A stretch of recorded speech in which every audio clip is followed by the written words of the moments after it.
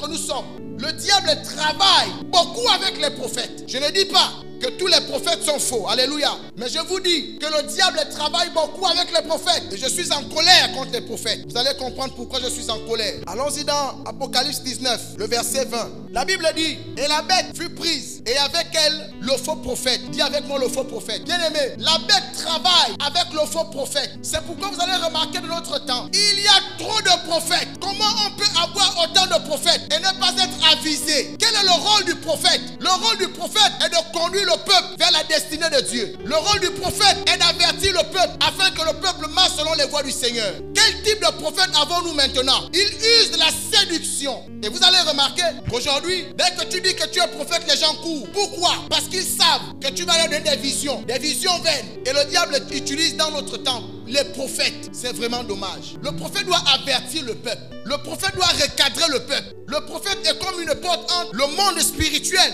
et le monde réel. Il entend ce que Dieu dit et il vous le transmet. Alléluia. Mais c'est quelle qualité de prophète que nous avons? Nous avons quelle qualité de prophète? Heureusement que la parole de Dieu est la seule vraie prophétie. Parce que c'est elle, quand tu la reçois, elle te sauve. C'est pourquoi marcher selon elle. Ne marchez pas selon les prophéties de Baal. Comment on peut baser un culte sur un individu? Tout un culte. On va faire venir quelqu'un devant. Et on commence à prophétiser sa vie devant tout le monde. On fait encore venir quelqu'un d'autre.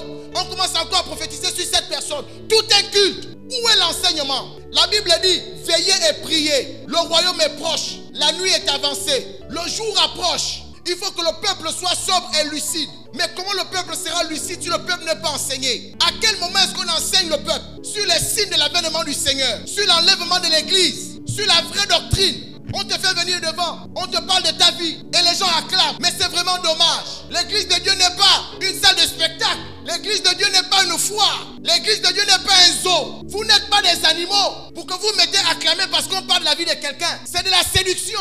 Les charlatans le font. Les médiums le font. Le prophète de Dieu, c'est celui qui vous instruit selon la voie du Seigneur. Le prophète de Dieu, c'est celui qui vous annonce la parole de Dieu.